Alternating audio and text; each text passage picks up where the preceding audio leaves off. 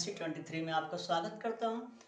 आज हम लेकर आए हैं इंटीग्रेट ऑब्जर्वेशन फंक्शन का एक इम्पॉर्टेंट क्वेश्चन जिसको हम सेकंड फार्मूला के अकॉर्डिंग हम सॉल्व करेंगे और उम्मीद है कि आपको क्वेश्चन हमारा बताने का जो सिस्टम है वो कॉन्सेप्ट क्लियर होगा। तो आइए वीडियो को क्वेश्चन को हम सॉल्व करते हैं। जैसे दिया है इंटीग्रेट डी एक्स अपान 1 minus x 1 plus x square. हम देखेंगे क्वेश्चन का ट्रेंड क्या है, यानी पावर यहाँ पे एक सिंपल में दिया और यहाँ पे अंडर ही स्क्वायर दिया है। जैसे मैंने आपको अगर दे देता है तो इस स्थिति में हम क्या करते हैं, जैसे अगर सिंपल टर्म x प्लस ए तो ये तो हो जाएगा, लेकिन यहाँ स्क्वायर दिया है मतलब यहाँ x की दो वैल्यू आएंगी। तो डायरेक्ट यहाँ पे हम फंक्शन कैसा लिखेंगे, बी एक्स प्लस सी और तब यहाँ पे लिखेंगे एक्स स्क्वायर प्लस बी। इस तरीके से हम इस फार्मूले को क्या करते हैं, टर्मिनेट करते हैं। यानी अंदर अगर स्क्वायर दे देता है तो हमारा वैल्यू दो फार्म में बी एक्स प्लस सी के टर्म में चेंज होता है।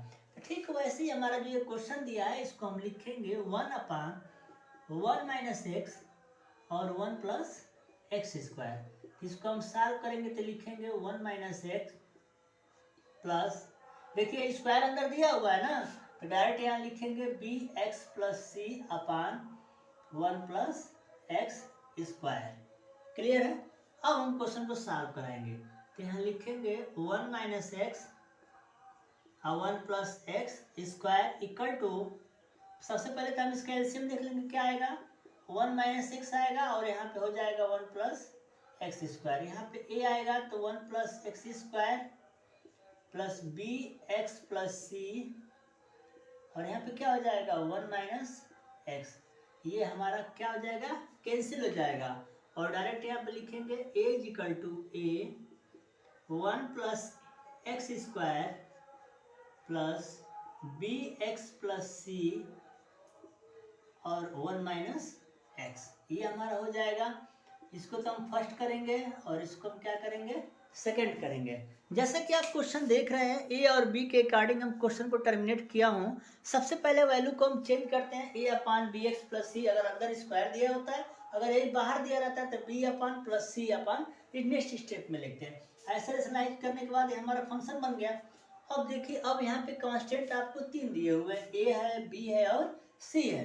ए बी सी का वैल्यू आपको फाइंड आउट करना है। तो सबसे पहले देखते हैं कि जिसका निकल सकता है उसका निकाल लेंगे। जैसे मान लीजिए 1 plus x square 1 minus x, अगर एक्स की वैल्यू हम 1 रखते हैं तो तुरंत हमारा क्या हो जाएगा 0। तो पहले हम ए की वैल्यू यहाँ से निकाल लें ताकि आगे जरूरत के हिसाब से कार्य कर सकेंगे। डायरेक्ट लिखेंगे पुट एक्स इक्वल टू 1 तो आएगा 1 is equal to a 1 plus 1 और ये पूरा क्या हो जाएगा 0 छोड़ देंगे तो a इज इक्वल टू हमारा 1/2 हो जाएगा। यहाँ तक समझ में आया आपको। डायरेक्ट हमारा a की वैल्यू क्या हो जाएगी 1/2। अब क्या करेंगे, अब मल्टीप्लाई कराइए, यहाँ पे इक्वेशन बनाइए। तो 1 is equal to a plus a x square plus b x का 1 में कराएंगे तो क्या आएगा, बी एक्स एक्स में कराएंगे तो क्या आएगा minus b x square plus c क्या कराइए माइनस सी एक्स।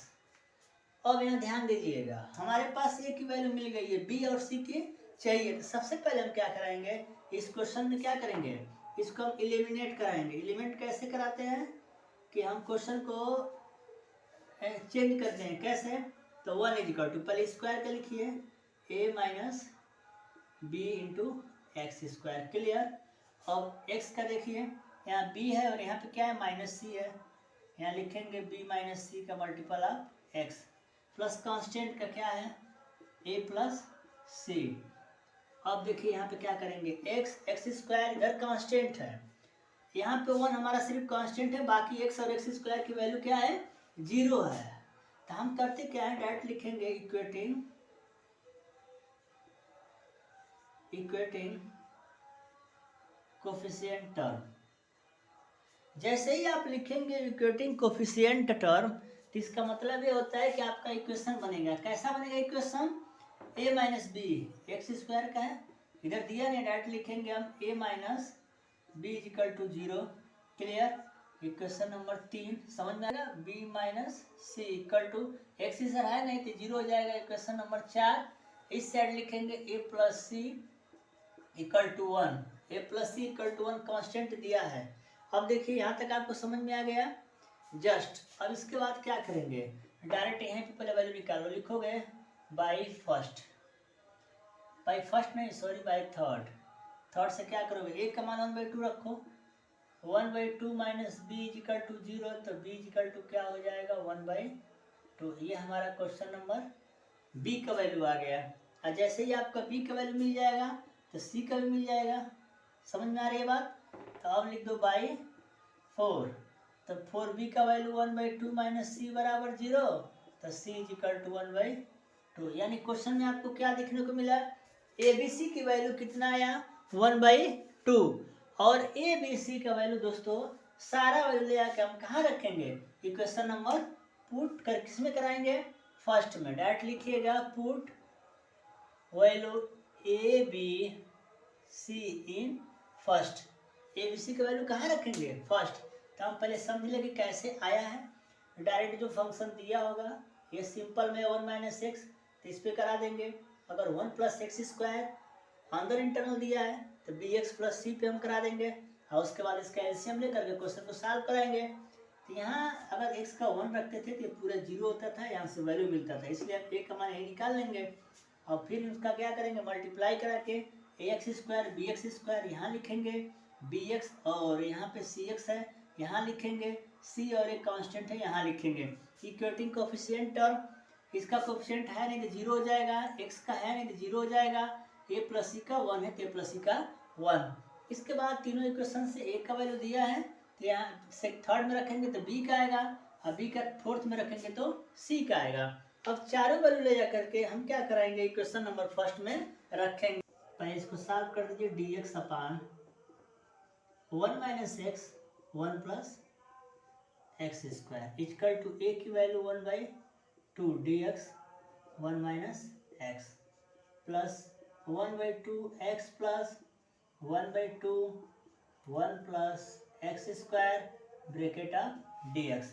1/2 बाहर कर लीजिए, 1/2 यहाँ से बाहर कराएंगे तो आएगा dx of 1 minus x plus 1/2 x plus 1 upon x square plus 1 dx। दोस्तों समझ में आ रहा है, x प्लस 1 समझ में आया आपको, समझ में आ रही है बात? अब देखिए, अब यहाँ फंक्शन हमारा हो गया x प्लस 1, क्लियर है? तो इसको हम चेंज कराएंगे, कैसे?